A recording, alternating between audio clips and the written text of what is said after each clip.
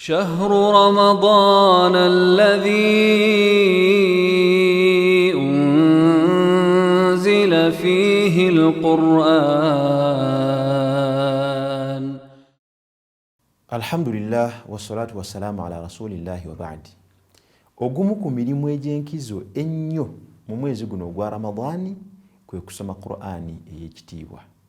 Owekitiibwa Allah yagamba, innal ladhina yatluna kitaba Allahi wa aqamus salata wa anfaqu mimma razaqnahum sirran wa alaniyah yarjuna tijaratan lan tabur.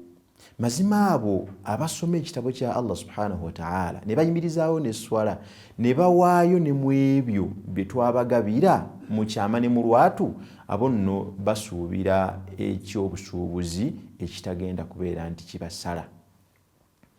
Mu mwezi guno ogwa Ramadani Qur'ani muyakkira, n'olwekyo kya bbeeyi nnyo okubeera nti yeesomwa n'okusoosowazibwa. Gwe tolabanga buli Ramadani bwe yatuukanga Jibrilu yajjanga eri Nabi Muhammad sallallahu alaihi wasallama ne babeera nga balivayizinga Qur'ani. Okusoma Qur'ani n'okusiiba bintu ebigenda okubeera nti biwolereza omuntu eyabikola nga bwe kyajja mu hadithi entuufu. N'olwekyo mu mwezi guno gwa Ramadani tujjumbire nnyo okubeera nti tusoma Qur'ani n'okugisoosowaza, tugisome, tugiwulirize, tugifumiitirizeeko, tugyeyigirize, tusaba owekitiibwa Allah subhanahu wa ta'ala abeere nga atuwa omulimu ogwo ate n'empeera yaagwo abeere nga agituteebesa. Assalamu alaikum.